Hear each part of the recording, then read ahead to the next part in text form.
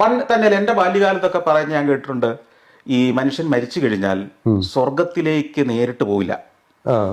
ഇടയ്ക്കൊരു സ്ഥലമുണ്ട്, ശുദ്ധീകരണ സ്ഥലം.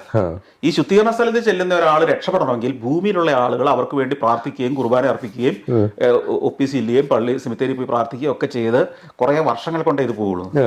ഇപ്പൊ പക്ഷെ അധികം നമ്മൾ ശുദ്ധീകരണ സ്ഥലത്തെ കുറിച്ച് പറഞ്ഞു കേൾക്കാറുണ്ടോ? അല്ല, ഇത് ഞാന് കേൾക്കാറില്ല. ഇപ്പൊ സ്വർഗം അല്ലെങ്കിൽ നരകം എന്നേ ഉള്ളൂ. കുറച്ച് കഴിയുമ്പോ ഇതുമില്ലെന്ന് പറയാതാകുന്ന ഒരു കാലം വരുമെന്നാണ് ഞാൻ വിശ്വസിക്കുന്നത്. അതായത് ഈ ദൈവസങ്കല്പം എന്ന് പറയുന്നത് തന്നെ ഒരാളുടെ വളർച്ചയ്ക്കൊപ്പം അല്ലെങ്കിൽ സമൂഹത്തിന്റെ ഞാന് താങ്കളുടെ അത്ര മതനിഷേധിയോ തീവ്രവാദിയോ അല്ല കേട്ടോ. ഞാന് വിശ്വാസിയെ ആദരിക്കുന്ന, അവർക്ക് അങ്ങനെ വിശ്വസിക്കാൻ എല്ലാ അവകാശം ഉണ്ടെന്ന് വിശ്വസിക്കുന്ന, ആ വിശ്വാസം അവരുടെ ജീവിതം മുന്നോട്ട് കൊണ്ടുപോകുന്നതിനും അവരുടെ ആത്മവിശ്വാസം വളർത്തുന്നതിനും അവർക്ക് തീർച്ചയായിട്ടും നല്ല മനുഷ്യനായി ജീവിക്കുന്നതിനും സഹായമാകുന്നുണ്ടെങ്കിൽ അങ്ങനെ തന്നെ വിശ്വസിച്ച് മുമ്പോട്ട് പോകണമെന്ന് പറയുന്ന ആളാണ്. അപ്പൊ എനിക്ക് എല്ലാ മതത്തിലുള്ള ഏറ്റവും നല്ല അയാളെ രാഷ്ട്രീയമായി ഉപയോഗിക്കാൻ എളുപ്പം ആവുകയും സമൂഹത്തിന് അയാൾ ഒരു ലയബിലിറ്റി ആയി മാറുകയും ചെയ്യില്ലേ? അതാ ഞാൻ പറഞ്ഞത്, ബുദ്ധിയുള്ള ഒരാൾക്ക് ഈ ചൂഷണത്തിന് വിധേയനാവാതെ നിൽക്കാനുള്ള കഴിവൂടെ ഉണ്ടാവണം. ഇപ്പൊ ഞാനൊരു കാര്യം ചോദിക്കട്ടെ, എനിക്ക് മാനസിക പ്രശ്നങ്ങൾ ഉണ്ടാവാം, അല്ലെങ്കിൽ ഒരു മാനസികമായ തകർച്ച ഉണ്ടാവാം, ഡിപ്രഷൻ ഉണ്ടാവാം.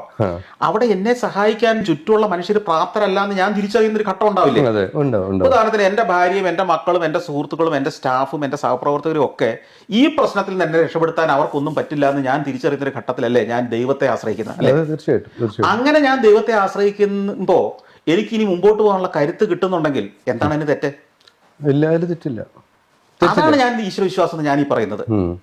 അങ്ങനെയുള്ള ഘട്ടങ്ങളിൽ അത് വ്യക്തിയിൽ അതാണ് പറഞ്ഞത്. അല്ലാതെ സന്തോഷ് ജോർജ് കുളങ്ങര പ്രതിസന്ധി വന്നപ്പോൾ ദൈവത്തെ വിളിച്ചല്ല. ഞാൻ എല്ലാ ആഴ്ചയിലും പള്ളിയിൽ പോകുന്ന ആളാണ്. നിവൃത്തി ഉണ്ടെങ്കിൽ ഞാൻ മരങ്ങാട്ടുപള്ളിയിലുണ്ടെങ്കിൽ മരങ്ങാട്ടുപള്ളി പള്ളിയിൽ ഞായറാഴ്ചകളിൽ 4 മണിയുടെ സമയത്തുണ്ടാവും. അതെല്ലാം മരങ്ങാട്ടുപള്ളിക്കാർക്കും അറിയുന്ന കാര്യം, എത്രയോ ആളുകൾ കാണുന്നതാണ്. അതുപോലെ തന്നെ അങ്ങനെ പ്രാർത്ഥിക്കുന്ന ഒരാളെ കുറിച്ചും എനിക്ക് അഭിപ്രായ വ്യത്യാസമില്ല. ഒറ്റ അഭിപ്രായ വ്യത്യാസമേ ഉള്ളൂ, മണ്ടത്തരങ്ങൾ പറഞ്ഞ് പ്രചരിപ്പിച്ച് ദൈവവിശ്വാസം ഇതാണ്, ദൈവം ഇതാണ് ആഗ്രഹിക്കുന്നതെന്ന് പറയുന്നത് ഞാനെതിരാ. അത് മാത്രമല്ലല്ലോ, അതായത് ഈ ഒരു വിശ്വാസത്തിനൊപ്പം ആ വിശ്വാസത്തിനൊപ്പം ഒളിച്ചു കടത്തുന്ന മറ്റു പല വിശ്വാസങ്ങളും ഉണ്ടല്ലോ. ഉണ്ട്. അല്ല, വിശ്വാസം മാത്രമല്ല, പൊളിറ്റിക്സ് ഉണ്ട്, പലതരം അധാർമികതകളുണ്ട്, പലതരം പൊളിറ്റിക്സ് ആണ് പ്രധാനം. ഇതിന്റെയൊക്കെ പലപ്പോഴും സംഭവിക്കുന്നത് എന്താ വെച്ച് കഴിഞ്ഞാൽ